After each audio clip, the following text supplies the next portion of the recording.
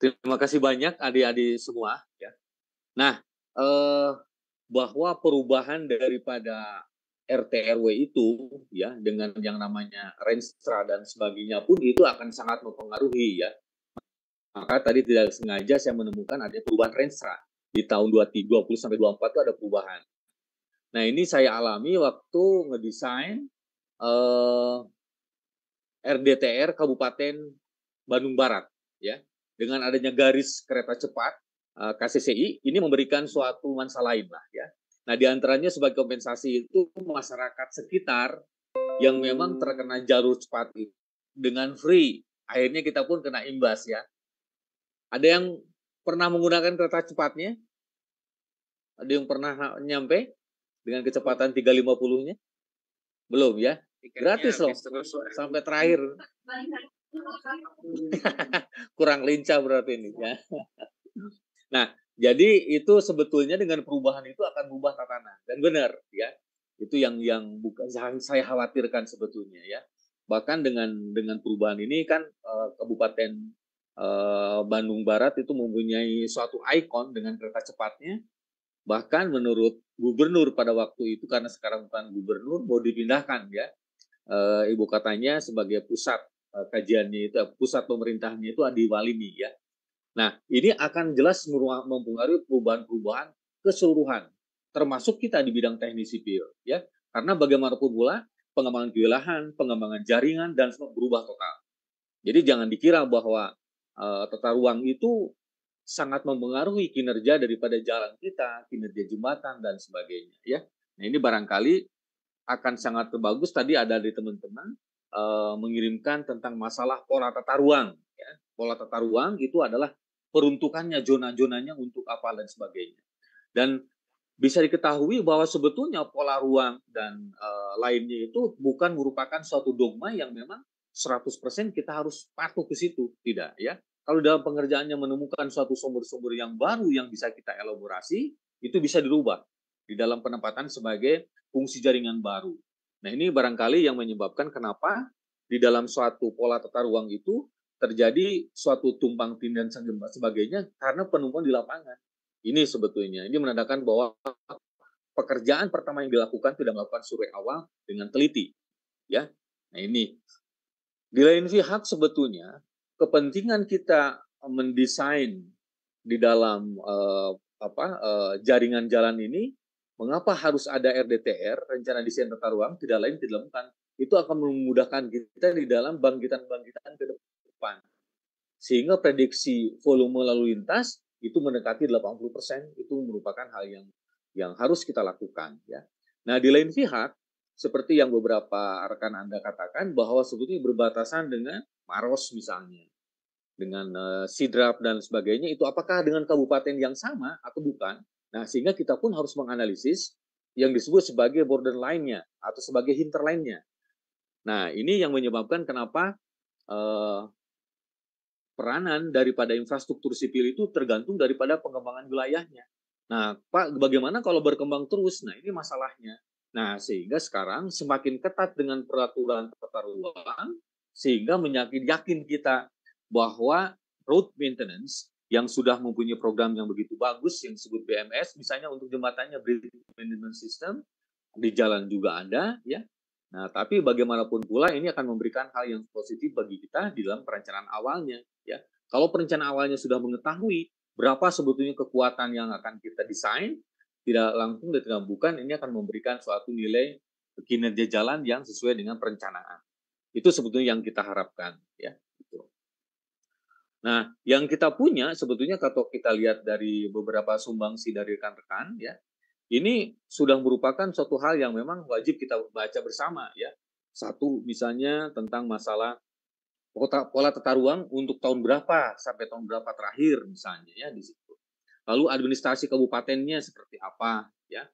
Lalu pola ruang, lalu struktur ruangnya seperti apa. Nah, ini penempatan-penempatan zonasi ini sangat berpengaruh terhadap bagaimana kita mengukur volume lalu lintasnya dan sebagainya ya. Lalu yang tambahan saya yang untuk borderline-nya itu adalah Kabupaten Maros. Ini sebagai impact daripada berdekatannya itu, borderline, ya, garis batasnya. Nah, ini akan memberikan hal yang sangat positif juga kalau kita tidak terlepas daripada pengembangan kewilayahan di perbatasan, ya, atau sebagai hinterland-nya. Karena terus terang saja perbatasan itu akan menjadi suatu problematik menarik bagi kita sebagai transport planner, ya. Itu harus diperhatikan. Karena tingkat perkembangannya contoh misalnya antara Banjar dengan Tasikmalaya, Tasikmalaya itu sudah mendekati Banjar, padahal sebetulnya paling ramai itu adalah Banjar karena perbatasan dengan Jawa Tengah. Itu sebetulnya. Nah, di lain pihak, Kota Banjar itu untuk PT KAI itu adalah sebagai pelayanan terakhir dari sisi keselamatan, ya, di Banjar. Jadi kereta apapun kalau sebelum ke wilayah Jawa Tengah itu harus diperiksa secara seksama itu di Banjar. Bahkan kereta api karena turunannya begitu mendalam dengan aliran vertikal di atas 8% untuk kereta api kan sangat berbahaya dia. Itu harus berhenti dulu di Trowek namanya, ya. Itu di daerah Nagreg harus berhenti di situ. Diperiksa pengeremannya, diperiksa apakah terjadi kebocoran untuk bidang pengereman dan sebagainya, ya. Nah, ini tidak terlepas dari bagaimana sebetulnya dari suatu wilayah mempunyai kebijakan lain di wilayah lain.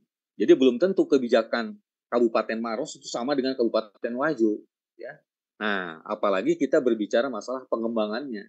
Itu sebetulnya, ya. Jadi alangkah bagusnya kalau misalnya kita berbatasan dengan wilayah Maros, tidak terlepas daripada pola tata ruang dari Marosnya seperti apa, ya, yang Wajo seperti apa, lalu ntar kita superimpuskan cocok yang mana gitu lah, ya.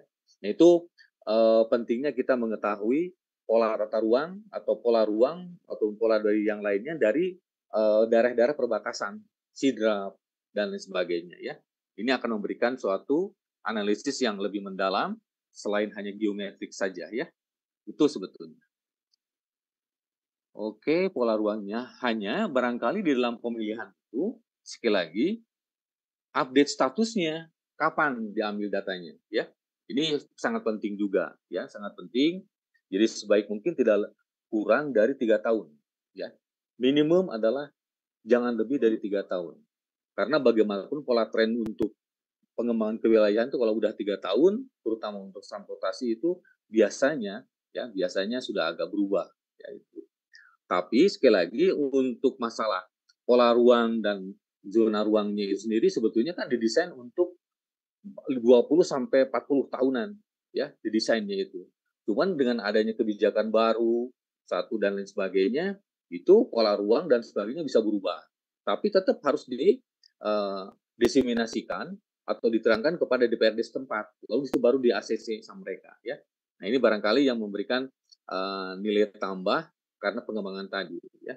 Sebagai contoh misalnya di Kabupaten Bandung Barat, Padalarang itu bukan merupakan ibu kota kabupaten, tapi ibu kabupatennya adalah Ngamprah. Tapi pusat kegiatannya, sekali lagi, pusat kegiatannya di Padalarang.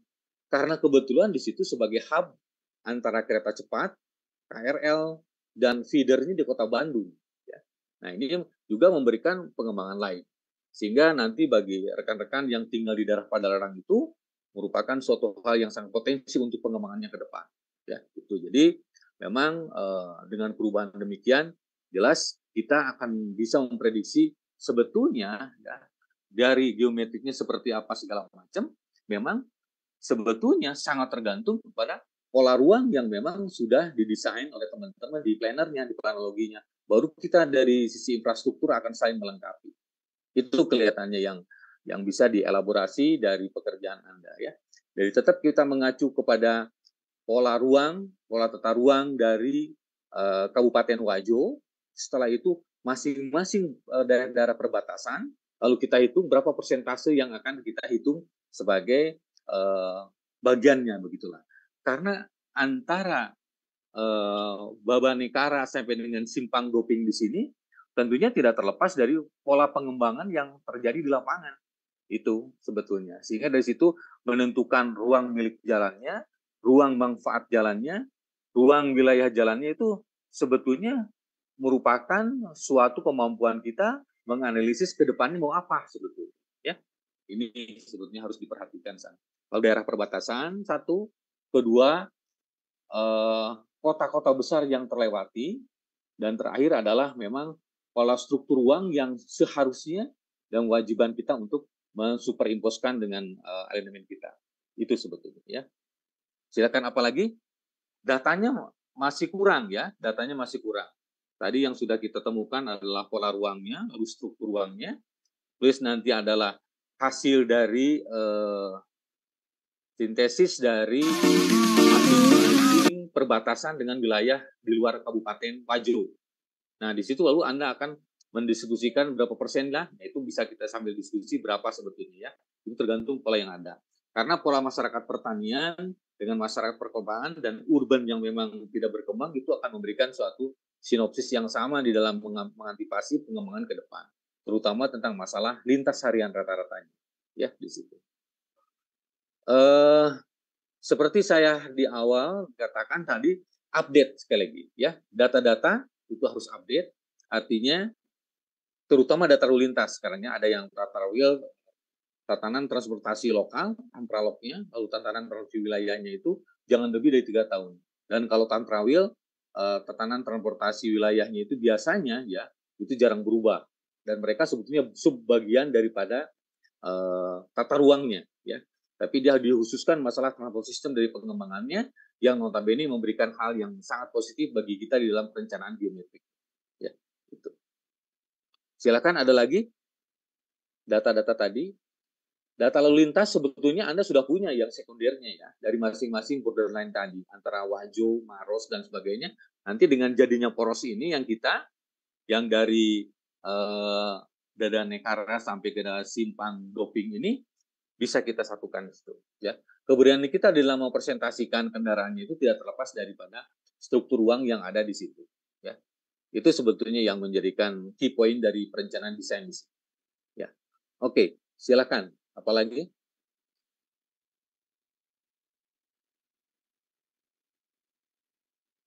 Bagaimana Pak kalau data ekonomi? Penting ya. Nah, sebetulnya data ekonomi itu dari Wajo dalam angka, Marus dalam angka, dan Sidrap dalam angka, itu bisa memprediksi sebetulnya. Sehingga disinilah pentingnya data sekunder itu adalah adanya suatu tren, ya, kecenderungan misalnya persentase kenaikannya berapa, segala macam berapa, dan seterusnya, itu akan memprediksi dari sisi statistik analisisnya sebetulnya. Ya. Nah, ini akan memberikan nilai berlainan lah ya, dengan hanya asal kita survei ke lapangan. Tidak. Jadi, data primer, ya, data primer itu bisa benar, bisa tidak. Ya. Artinya apa? Kalau di dalam kondisi seperti COVID 2 tahun kemarin, 2019, 2021, kan itu false data di situ ya, data yang salah ya. Jadi bahasa kasarnya itu hoax dia. Jadi tidak boleh digunakan. Tapi kita punya data sekunder yang dari 2015, 2017, 2018. Nah, data-data itu sebagai tren dari data-data yang kehilangan kita antara 2019, 20 sama 19 sama 2019, 2020, 2021. Nah, itu kita bisa ditren seolah-olah terjadi demikian kalau tanpa adanya yang disebut sebagai bencana internasional yang COVID-19 ya. Nah, tapi di kita ketahuan nanti. Jadi tidak mungkin nanti 2-3-nya tuh apakah turun, tapi akan turun lagi nanti dia ya. Tapi dia minimum trennya sudah ketahuan, pola-pola pergerakan itu ya. Itu yang harus difahami. Jadi sekali lagi update daripada data, terutama kalau kita melihat dari tatanan transportasi lokal dan wilayahnya, ini jelas akan memberikan manfaat bagi perencanaan pavementnya. Ya, itu sebetulnya. Ada lagi yang harus diskusikan? Jadi datanya tadi, plus mungkin yang Tanprawilnya kalau ada ya. Jadi itu memang biasanya yang sudah jadi seperti Boni misalnya ya, peta Boni dalam angka, lalu Sidrap sama Sopeng, itu yakin saya sudah punya Tanprawilnya, tatanan transportasi wilayah. Ini khusus untuk pavementnya nanti ya, kalau Anda ngedesain pavementnya. Oke. Oh, pavementnya anak-anak yang D4 ya.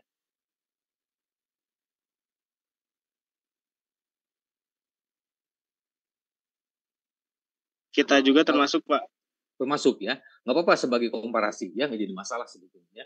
Itu justru malah bisa membandingkan apa, karena dengan yang menggunakan MDP sama ASTO aja sudah sangat berbeda ya, sangat berbeda. Nah, tugas kita membandingkan antara ASTO dan MDP itu bukan gagah-gagahan, tidak.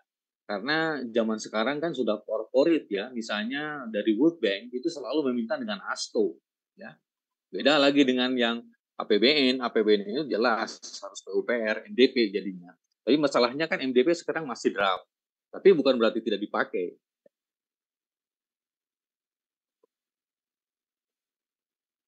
Nah, manual desain perkerasan yang 17 itu, walaupun sifatnya draft, tapi sebetulnya ini memberikan suatu pendekatan tertentu. Basisnya memang di ASTO, ya basisnya di ASTO. Oke.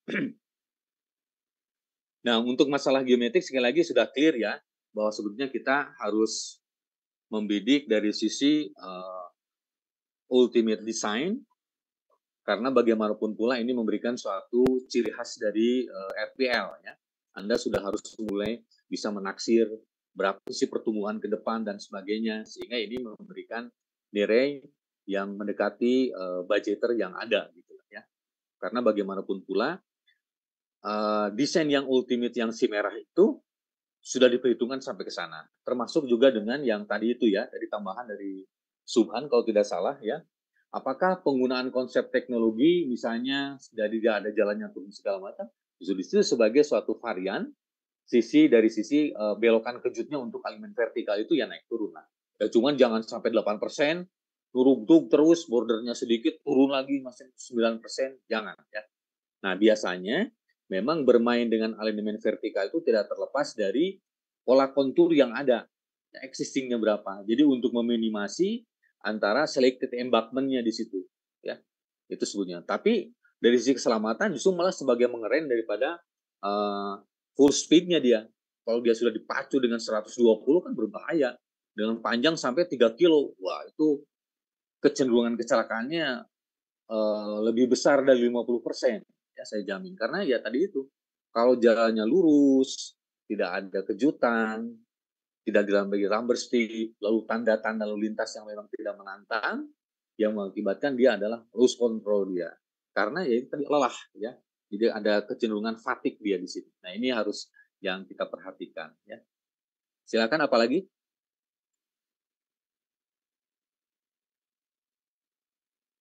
Mungkin dari segi potensi wilayah juga ya Pak. Oh jelas, harus, betul.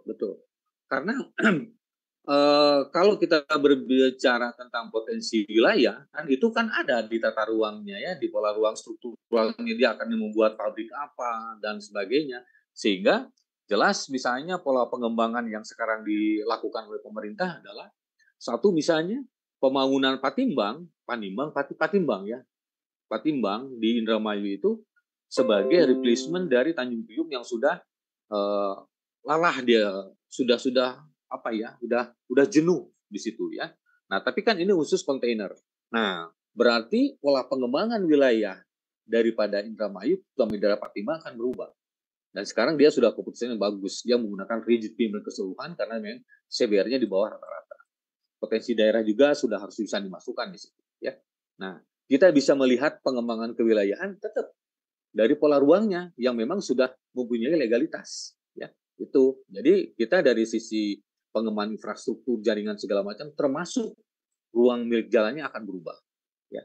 Ini kelebihannya kita kalau bisa kooperasi dengan teman-teman di planner, di planologi, sehingga jelas pengembangan kewilayahannya seperti apa ya. Jadi nanti mengukur sisa daripada umur sisa yang terjadi dari existing pavement atau dengan realignment yang baru, ini memberikan hal yang sangat positif bagi kita ya, terutama dari sisi pavementnya. Karena dengan pengembangan wilayah, potensi daerah itu bisa kita kembangkan dalam sisi infrastruktur kita di bidang jalan gitu ya. Oke, ada lagi barangkali?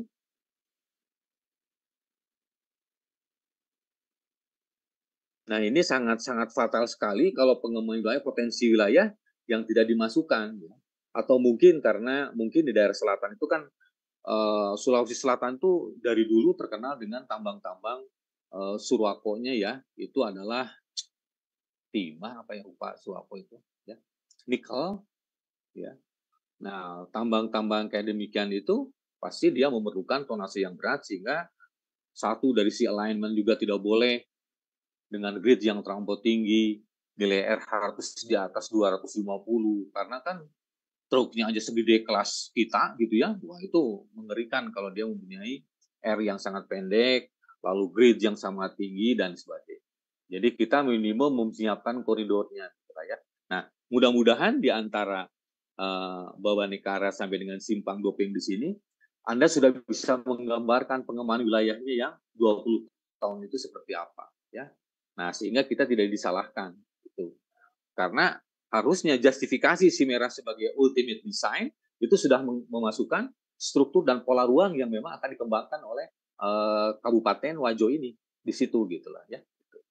Walaupun misalnya pengembangan kewilayahan pertaniannya tidak jadi masalah, tapi kita harus mendukung dari sisi tonase sebagai MST terbatasnya seperti apa gitu ya. Itu sebetulnya. Ada lagi? Dari saya cukup, Pak. Oke. Izin Pak. Ya, siapkan Mal. Ini Pak, tadi Bapak sampaikan bahwa kalau RT RW itu bisa saja dirubah gitu Pak ya, ada perubahan. Oh bisa, betul bisa. Nah, biasanya yang membuat itu berubah apanya Pak? Maksudnya potensi daerah. Potensi daerahnya. Ditemukannya misalnya nikel di situ, ditemukannya batu bara, atau keputusan Kepres ya, keputusan Presiden itu membuat bombardir yang paling dahsyat seperti kemarin ini kan. Kabupaten Bandung Barat berubah karena ada satu garis itu, KCCI itu ya. Jadi ada kereta cepat Cina Indonesia itu berubah total pengembangannya. Apalagi misalnya kalau itu akan hub. Walini itu tidak dicoret ya dari KCCI tidak dicoret, tapi belum siap. Maka untuk sementara for a while pindah ke Padalarang. Nanti mungkin next 5 years karena kita ada Indonesia emasnya 50 ya 20-50 barangkali memang benar Walini itu pengembangan wilayahnya dan Bandung itu udah nggak sangat tidak cocok sebagai ibu kota provinsi ya. Jadi nanti di Walini itu tetap dikembangkan sebagai ibu kota provinsi dari sisi pemerintahan, Pemdanya itu pindah ke sana ya. Jadi IKN-nya Jawa Barat itu nanti pindah ke Walini memang benar dipersiapkan untuk ke sana. Nah, ini kan bukan ranah kita, itu ranah seorang planner dia. Kronologinya seperti itulah ya. Nah, dihubungkan dengan kereta cepat. Ya. Jadi bisa satu alamiah ya. Mungkin terjadinya di situ ada mungkin ke depan kan teknologi akan semakin maju, mungkin menemukan sumber minyak dan sumber daya alam ya Pak ya. Yes, betul. Absolut. Sumber daya alam yang memang belum terkuak di situ. Atau barangkali di situ ada sisa-sisa artefak. Misalnya penemuan dinosaurus, ya kepaksa ngegali, wah itu berubah total di situ kalangannya. Ya. Contohnya yang terdekat kita ini, yang MRT ya, dari Gambir sampai ke kota di Bios itu, kan masalahnya itu bukan di desain alignment-nya tidak. Tapi ketika digging, si operatornya itu menemukan, loh kok ini ada artefak terakota. Nah, jadi kan jalur kereta bawah tanah katanya. Ya, betul. Jadi harus realignment kembali. Gitu. Karena ayah saya meninggal pada usia 98 tahun pernah cerita dia merasakan yang namanya trail dalam kota, merasakan gitu ya. Nah mungkin juga gitu lah ya. Ini barangkali jadi sekali lagi tata ruang itu bukan merupakan suatu dogma yang tidak bisa kita rubah, tidak, tetap diubah. Hanya tidak berubah secara independen. Yang lainnya infrastrukturnya harus berubah dan sebagainya. Bisa diterima ya, Iqmal? Bisa Bang. Terima kasih Pak. Oke. Apalagi silakan.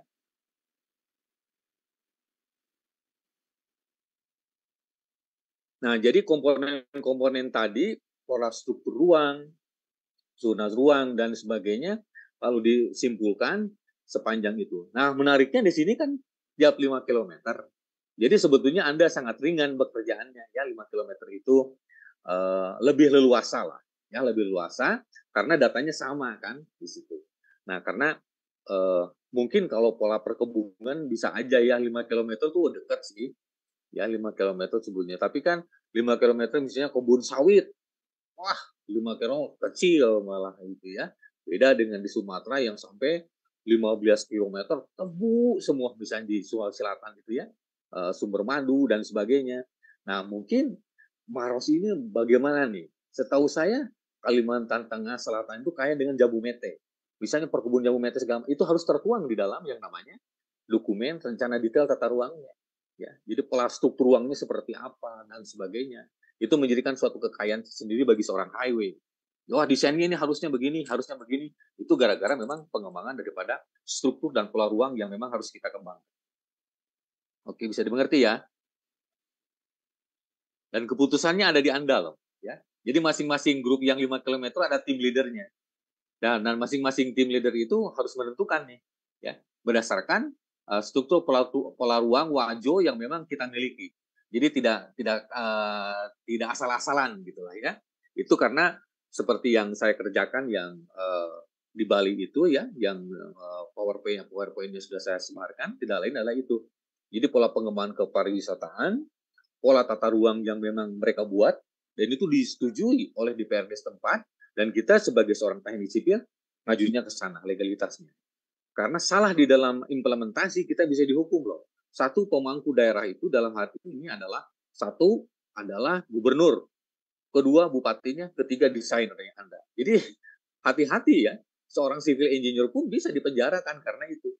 Ya, pelanggar tata ruang dan sangat berat deh. Sangat berat, sangat berat. Ya.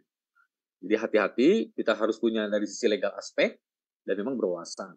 Sehingga tadi yang saya katakan bahwa pola rencana strategis nasional yang berubah di wilayah tersebut, kebetulan di Kabupaten Pajo, harus itu juga sebagai referensi ke depan. Jadi tidak menyalahkan gitu.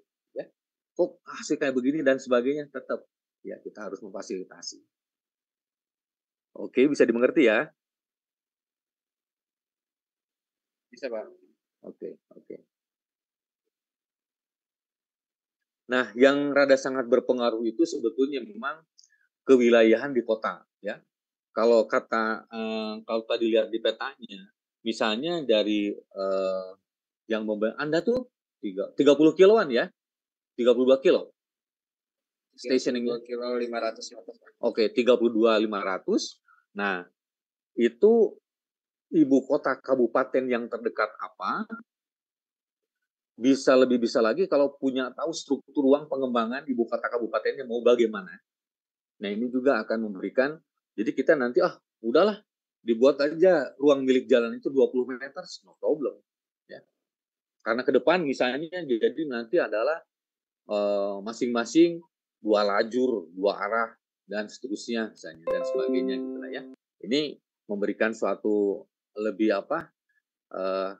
karena terus terang bagi seorang transport itu pembebasan lahan seandainya bisa dilakukan seluas mungkin. Ya, seluas mungkin. Saya waktu ngedesain Batam itu rumijanya 50 meter. Nah, ternyata dia tertawakan, ngomong, tanggung Pak Asep. Akhirnya 100 meter. Rumija, bayangkan. Rumijanya itu 100 meter. Dan kita tidak berangan-angan punya tol karena pendek kan Batam itu ya. Nah, ini. Jadi, sekarang diperbincangkan masalah, benar juga ya. Jadi kita bisa untuk bike way-nya, untuk escape way-nya, lalu slower line-nya, dan sebagainya. Kita bisa susun di situ. Nah, itu barangkali ini ya kalau di kota-kota besar dunia ya sepertinya antara yang saya jalani itu sampai dengan 20 lajur ya. 20 lajur, 2 jalur, yang satu ke San Francisco, satu lagi ke LA gitu. Waduh, bisa dibayangkan begitulah ya, dari yang high speed sampai dengan slower speed itu bersatu begitulah ya. Dan justru ya aturan-aturan lalu lintas lah yang akan berlaku di situ ya. Nah, ini pengembangan demikian tetap akan memberikan suatu kontribusi bagus dari sisi perencanaan jaringan perencanaan geometris berapa. Jadi menentukan rumijanya ini tidak terlepas dari pengembangan kewilayahan tadi ya. Dan kita akan membaca struktur dan pola ruang yang memang terjadi di situ ya. Ini akan kerja sama tim yang harus kompak dan kuda Anda berani ya. Harus membuat keputusan. Nah, udahlah cukup 20 meter Pak. Oke, no problem dan seterusnya gitu lah ya. Itu hanya dari garis itu kita harus bertanggungjawabkan ya dari garis itu. Oke, ada lagi? Kalau tidak ada, diskusinya dilanjutkan oleh Anda ya. Saya di sini maaf hanya sampai jam 15 ya, karena harus daring dengan Politeknik Palembang Unsri, dan Anda tetap diskusi dan saya tetap di kampus sebetulnya. Cuman saya harus daring dengan Politeknik Unsri membicarakan tentang masalah Palembang Junction ya di situ. Nah, ini memberikan hal yang positif juga daripada apa-apa yang memang kita kerjakan mungkin untuk tepatnya untuk kelas 4 PTJJ lah sebagai bekal ya. Jadi ternyata Palembang Junction itu yang super clap-nya samalah seperti simpang di Cileunyi ya. Ada yang ke Garut, ke Cirebon, terus lagi ke Cisundawu, belum lagi yang ke arah bandara itu ya. Ya itulah mereka jadi ditenderkan, cuman kakak dasarnya yang harus kita create, dan kebetulan house-nya itu adalah Politeknik Unsri Palembang. Baik, kalau tidak ada, dilanjutkan diskusinya ya. Nanti saya akan hubungi Akmal sama Hikal mungkin ya. Bagaimana nih keputusan akhirnya. Dan ini masih progres ya dari penentuan tadi. Kalau masalah alignment horizontal dan vertikalnya, itu saya rasa Anda sudah mulai fix ya, berapa ketentuan segala macamnya, karena aturannya jelas sekali lagi ya. Coba dibuka lagi yang Permen PU nomor 19 tahun 2011. Di situ udah gambaran rumijanya jelas, gambaran klasifikasi dan fungsi jalannya jelas. Nah, kita nanti disuperimpuskan dengan tadi struktur ruang, pola pengembangan ruang, zonasi ruangnya, dan sebagainya ya. Nah, mudah-mudahan ini ada teamwork yang bagus dari masing-masing. Ya. Terakhir, Anda jangan lupa absen di sistem ya, karena yang kita terima itu di sistem juga, karena saya ngontrol dari untuk yang manualnya agak susah ya. Semua di Bandung, apa satu di Jakarta, apa satu di kantor gitu, jadi kesusahan saya. Nah, sebagai yang akhirnya barangkali kita open kameranya dulu, mau saya print screen sebagai pertanggungjawaban saya. Silakan kameranya dibuka dulu deh. Lumayan ini ada 25. Silakan Pak, dibuka izin on cam. di sistem saya tidak bisa, Pak. Teman-teman yang lain apa bisa? Saya sudah Absen di contain sistem. di sistem. Ini saya coba lagi ya. Oke. Saya sudah buka kok. Oke. Lihat M-nya Cindy, Isna, Hilda. Terima kasih. Ya. Isna, nanti biar saya send ke jurusan bahwa kita sudah melakukan program luringnya ya. Oh maaf, daringnya. Sehingga di dalam presentasi ini memberikan hal yang positif. Baik, sebentar. 1, 2, 3. Sekali lagi. 1, 2, 3. Bagus, terima kasih.